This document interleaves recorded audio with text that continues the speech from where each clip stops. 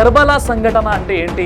ఇమాం హుసేన్ రదియల్లాహు వారి యొక్క షహదత్ వీరమరణం ఎలా జరిగింది? అసలు పీర్ల పండుగ కొంతమంది ఎందుకు జరుపుకుంటున్నారు? ఎవరైతే ఈ పద్ధతులు తప్పు అని అంటున్నారో వారు ఇమాం హుసేన్ మరియు హసన్ రదియల్లాహు వారిపై అసలు వీరికి ప్రేమే లేదని అంటున్నారు. ఇలా ఎందుకు? ఈ పూర్తి విషయాలు తెలియాలంటే ఈ వీడియోని మీరు పూర్తిగా చూడండి. హజరత్ అలీ రదియల్లాహు అన్హు వారు 40వ హిజ్రీ శకం రంజాను నెల 21వ తేదీన షహీద్ చేయబడ్డారు. ఆ తర్వాత ముఆవియా రదియల్లాహు అన్హు వారు హజరత్ హసన్ రదియల్లాహు వారి అంగీకారంతో ఏకగ్రీవంగా ఖలీఫాగా ఎన్నుకోబడ్డారు. ఆ తర్వాత హజరత్ హసన్ రదియల్లాహు అన్హు వారు ద్రోహుల కుట్రలో భాగంగా విషంతో కూడినటువంటి ఆహారాన్ని తిని షహాదత్ వీరమరణాన్ని పొందారు. ఆ తరువాత హజరత్ ముఆవియా రదియల్లాహు అన్హు వారు 60వ హిజ్రీ శకంలో మరణించారు.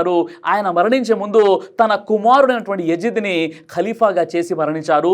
యజీద్ ఒక గుణహీనుడైనటువంటి రాజు, దౌర్భాగ్యపరుడైనటువంటి పాలకుడు అని చరిత్ర సాక్ష్యమిస్తుంది. కాబట్టి కూఫా ప్రజలు యజీద్కు బదులుగా హజరత్ హుసేన్ రదియల్లాహు వారిని ఖలీఫా చేయాలని నిర్ణయించుకున్నారు. ఈ విధంగా కూఫాలోని కొంతమంది హజరత్ హుసేన్ రదియల్లాహు వారిని ఖలీఫాగా నియమించాలని రకరకాలుగా ప్రోద్బలం ఒత్తిడి తీసుకొచ్చారు. ఆయనకు ఉత్తరాలు రాశారు. అదేవిధంగా రాయభారుల చేత యజీద్ దౌర్భాగ్యపరుడని ఆయనని తొలగించేసి హుసేన్ని మేము ఖలీఫాగా ఎన్నుకుంటామని రకరకాలుగా ఒత్తిడి చేశారు.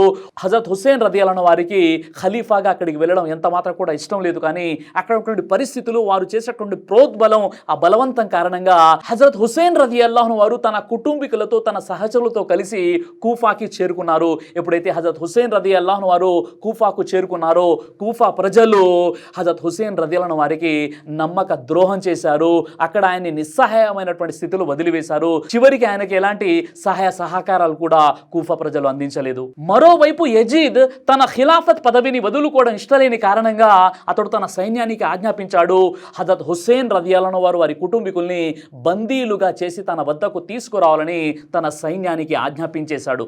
యజీద్ చెప్పిన విధంగా ఆ సైన్యం వెళ్ళి హజరత్ హుసేన్ రదియల్లాహు వారు వారి కుటుంబీకుల్ని బందీలుగా చేశారు. కానీ యజీద్ వైపునకు తీసుకురాకుండా వారిని అతి కిరాతకంగా హజరత్ హుసేన్ రదియల్లాహు వారు వారి యొక్క కుటుంబీకుల్ని వారు ఘోరాతి ఘోరంగా చంపివేయడం జరిగింది. 61వ హిజ్రీ శకం మొహర్రం నెల 10వ తేదీ ఆషురా రోజున ప్రవక్త ముహమ్మద్ సల్లల్లాహు అలైహి వసల్లం వారి యొక్క మనవడు అయినటువంటి హజరత్ హుసేన్ రదియల్లాహు వారిని, ఆయన యొక్క అక్క చెల్లెల్ని, అన్నదమ్ముల్ని, అన్నటువంటి హజరత్ హసన్ వారి యొక్క భార్య బిడ్డలను, అఖీల్ మరియు జాఫర్ని అతి దారుణంగా కిరాతకంగా చంపడం జరిగింది యజీద్ యొక్క సైన్యం. హజరత్ హుసేన్ రదియల్లాహు అన్హు వారు పురాతన సముద్ర పొడ్డున కర్బలా మైదానంలో చంపబడ్డారు. ఆయన భౌతిక కాయాన్ని కర్బలా మైదానంలోనే ఖననం చేయడం జరిగింది. కానీ ఆయన మొండాన్ని అవమానపరుస్తూ ఊరేగిస్తూ ఆయన మొండాన్ని ఒక బల్లానికి గుచ్చేసి అబ్దుల్లా బిన్ జియాద్ వద్దకు తీసుకురావడం జరిగింది.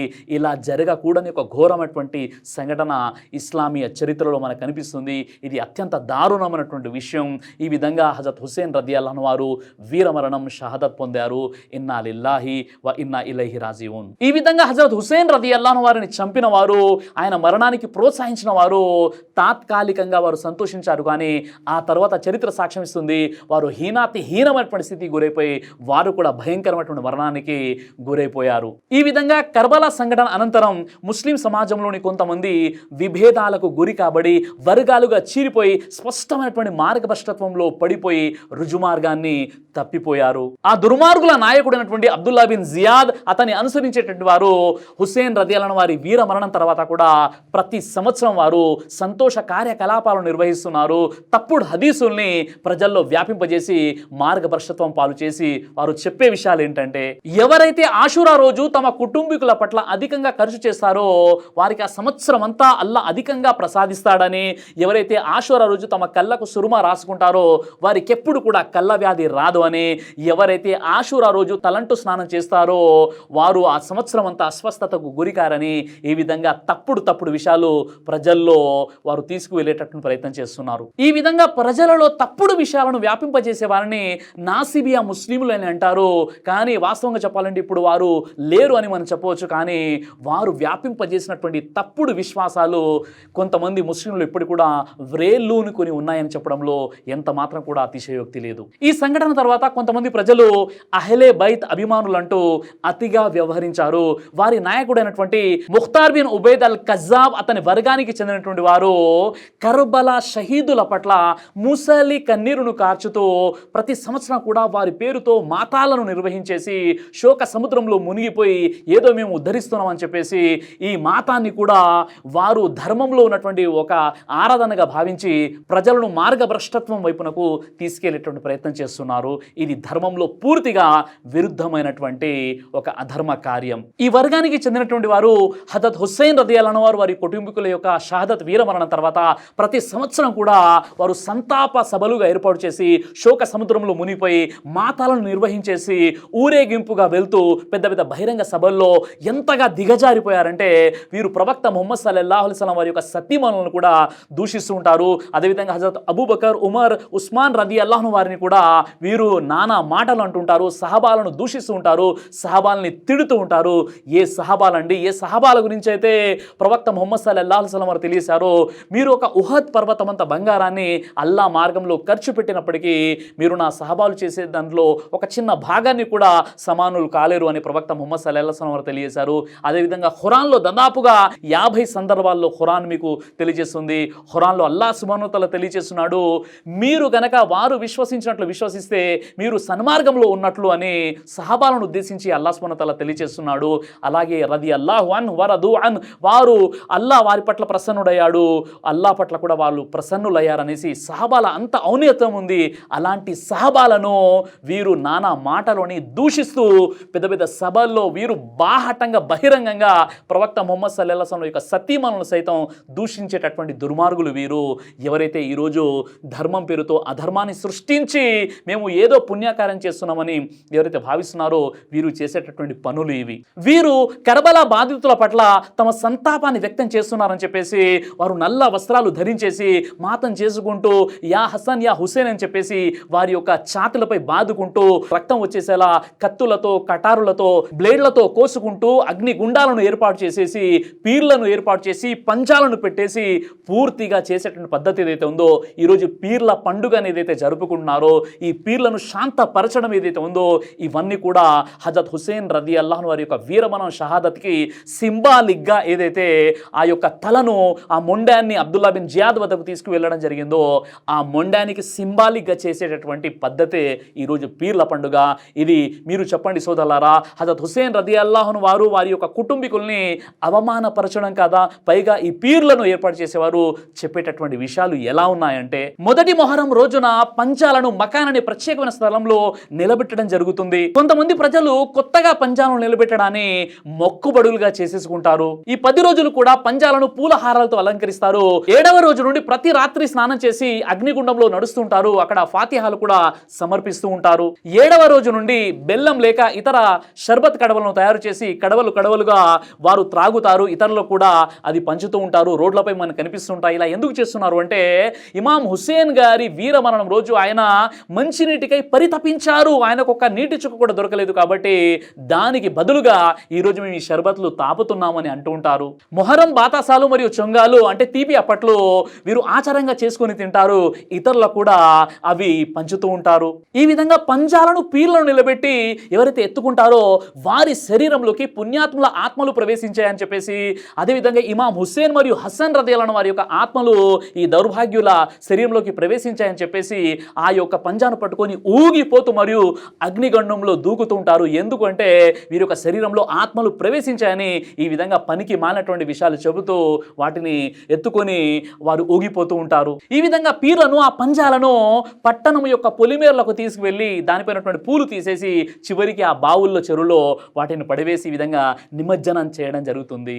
చివరగా అల్ విదాయా షుహదా హుస్సేన్ అంటూ మర్సియా గీతాలు పాడుకుంటూ తిరిగి అదే మకానికి వస్తారు. ఆ తర్వాత ఆ పంజాలను అదే మకాన్లో భద్రపరుచుకుంటారు. ఎందుకంటే వచ్చే సంవత్సరం మళ్ళీ నాటకాలు ఆడడానికి. ఈ విధంగా ఈ అధర్మమైనటువంటి పనులను పీర్ల పండుగగా జరుపుకోవడం అనేది వాస్తవంగా చెప్పాలంటే ఇది హజరత్ ఇమాం హుస్సేన్ రదియల్లాహు వారిని అవమానపరచడంతో సమానం.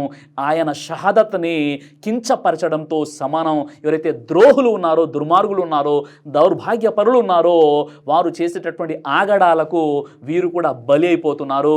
ఈరోజు కూడా గ్రామీణ ప్రాంతాల్లోనే కాకుండా పట్టణాల్లో సైతం ఈ పీర్ల పండుగ అనేది మనకు కనిపిస్తుంది. చాలామంది ముస్లింలు తమకు తాము ముస్లింలుగా పరిగణించబడేవారు, కనీసం జుమా నమాజ్ అయినా చదివేవారు కూడా ఇందులో పాలు పంచుకోవడం కడు శోచనీయమైనటువంటి విషయం సోదరులారా. ప్రవక్త ముహమ్మద్ సల్లల్లాహు అలైహి వసల్లం వారు ఈ ప్రపంచాన్ని వదిలి వెళ్ళిన 50 సంవత్సరాల తర్వాత ఎవరైతే అధర్మాన్ని ధర్మం పేరుతో జొప్పించడం జరిగిందో, ఎవరైతే ఈ మొహరాన్ని ఒక సంతాప దినంగా భావించేసి ముసలి కన్నీళ్లు కాల్చుతున్నారో, అలాంటి వారి బాటలో నడుస్తూ కొంతమంది అజ్ఞానులైనటువంటి ముస్లింలు కూడా ఈ పీర్లను ఎత్తుకొని అగ్ని గుండాల్లో నడవడం అనేది కడు శోచనటువంటి పని. దీనివల్ల పుణ్యం కాదు కదా, మహా పాపానికి వీరు బలి అయిపోతారు సోదరులారా. సిల్సిలత్తు సహీహా హదీస్ నంబర్ 312 ప్రవక్త ముహమ్మద్ సల్లల్లాహు అలైహి వసల్లం వారు ఈ విధంగా తెలియజేశారు, ఎవరైతే నన్ను ప్రేమిస్తారో వారు వీరిద్దరిని ప్రేమించాలి. ఎవరు? ఇమాం హసన్ మరియు హుస్సేన్ని కూడా ప్రేమించాలని ప్రవక్త ముహమ్మద్ సల్లల్లాహు అలైహి వసల్లం వారు తెలియజేశారు. అంటే ప్రేమ అంటే ధర్మంలో లేనటువంటి కొత్త పద్ధతులను సృష్టించడం ఎంత మాత్రం కాదు కదా సోదరులారా. తిర్మిజీ హదీస్ నంబర్ 3769లో దైవ ప్రవక్త వారు ఇమాం హసన్ మరియు హుస్సేన్ వారి గురించి ఈ విధంగా తెలియజేశారు, వీరు నా పుత్రులు మరియు నా కూతురి పుత్రులు. ఓ అల్లా, నేను వీరిని ప్రేమిస్తున్నాను, నువ్వు కూడా వీరిని ప్రేమించు, వీరిని ప్రేమించే వారిని కూడా నువ్వు ప్రేమించు ఓ అల్లా అని ప్రవక్త ముహమ్మద్ సల్లల్లాహు అలైహి వసల్లం వారు తెలియజేశారు. కాబట్టి ఇమాం హసన్ మరియు హుస్సేన్ని మనము ప్రేమించాలి. ఎందుకంటే ప్రవక్త ముహమ్మద్ సల్లల్లాహు అలైహి వసల్లం వారు వారిని ప్రేమించమని చెప్పారు, వారు సహబాలు కాబట్టి సోదరులారా, ప్రేమ అంటే ధర్మంలో లేనటువంటి కొత్త పద్ధతులను సృష్టించడం, ఇది వారిని ప్రేమించడం కాదు, వారిని అవమానించడంతో సమానమవుతుంది. ఇబ్నే మాజా హదీస్ నంబర్ 118 ప్రవక్త వారు తెలియజేశారు, ఇమాం హసన్ మరియు హుస్సేన్ స్వర్గంలో యువకులకు నాయకులుగా ఉంటారని చెప్పారు. అంతటి విశిష్టత కలిగినటువంటి ఇమాం హుస్సేన్ మరియు హసన్ రదియల్లాహు అన్హు వారి పట్ల ఈరోజు అనుచితంగా ప్రవర్తించడం, ఎవరైతే ఆయన మొండాన్ని వేరు చేసేసి అబ్దుల్లా బిన్ జియాద్ వద్దకు తీసుకువెళ్ళడం జరిగిందో, ఆ దుర్మార్గులు ఎవరైతే ఆయన పట్ల కడు కర్కశంగా ప్రవర్తించారో, దానికి సింబాలిక్గా ఏదైతే ఈరోజు పీర్ల పండుగ చేస్తున్నారో, అలాంటి పండుగను జరుపుకోవడం, అలాంటి పండుగలో భాగస్వాములు అయిపోవడం, అలాంటి పండుగలకు సహకరించడం, అది కూడా ఇస్లాంలో ఒక భాగమని భావించడం, అది కూడా ఒక పుణ్యప్రదమైనటువంటి ఆరాధనగా భావించి చేయడం అనేది ఇంతకంటే మించినటువంటి దౌర్భాగ్యము, దుర్మార్గం మరేది కాదు. కాబట్టి ఇలాంటి ఆచారాలకు దూరంగా ఉంటారని నేను ఆశిస్తున్నాను. ఇబ్నే మాజా హదీస్ నంబర్ 3029లో ప్రవక్త వారు ముందస్తుగానే హెచ్చరించారు, జాగ్రత్త, మీరు ధర్మం విషయంలో హద్దులు మీరు ప్రవర్తించకండి. మీకంటే పూర్వం జాతుల వారు తమ ధర్మం విషయంలో ఇదే విధంగా హద్దులు మీరి వారు వినాశనాన్ని గురైపోయారు, మీరు అలా కాకండి అని ప్రవక్త ముహమ్మద్ సల్లల్లాహు అలైహి వసల్లం వారు ముందుగానే హెచ్చరించి ఉన్నారు. మరి ఈరోజు పీర్ల పండుగ అనేది ధర్మంలో లేనటువంటి విషయాన్ని ధర్మంలో హద్దు మీరడం కాదా?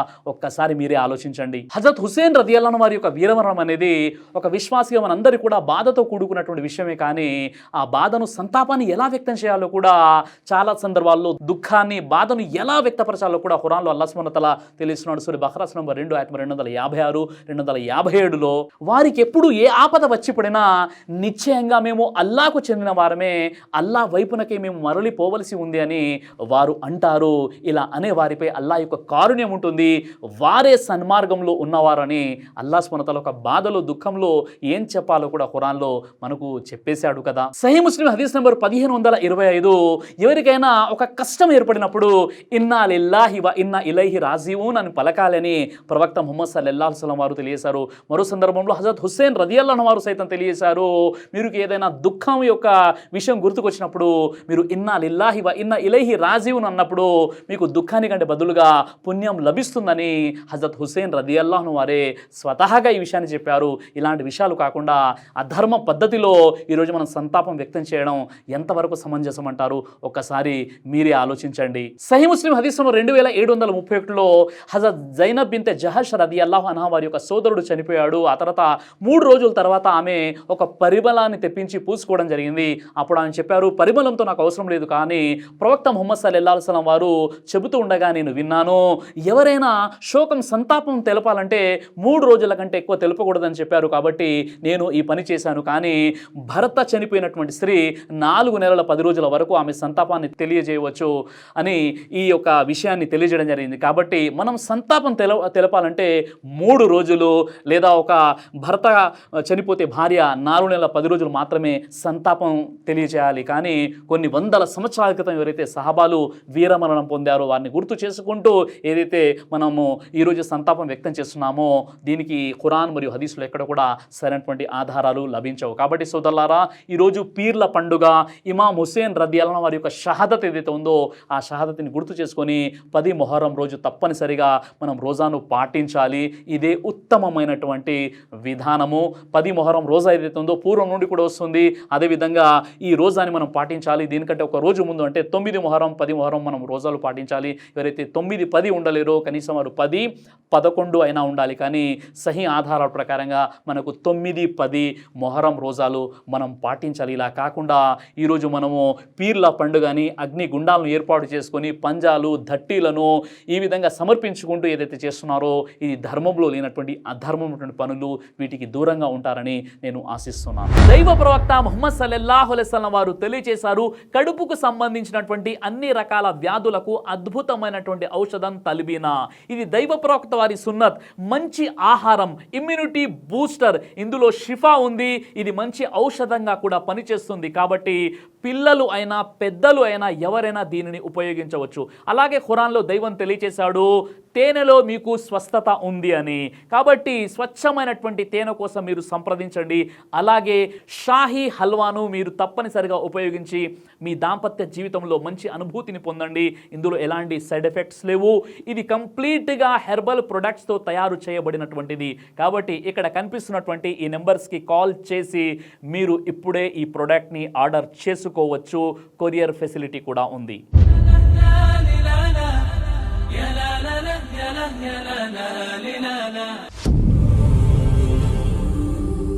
బ్రదర్ సిరాజ్ అని యూట్యూబ్ ఛానల్ని మీరు సబ్స్క్రైబ్ చేసినట్లయితే ఇన్షాల్లా దేవచిత్తం అయితే మీకు వీడియోస్ వస్తుంటాయి. అదేవిధంగా బ్రదర్ సిరాజ్ అనేటటువంటి ఫేస్బుక్ని కూడా లైక్ చేయడం వల్ల మీకు వీడియోస్ వస్తుంటాయి.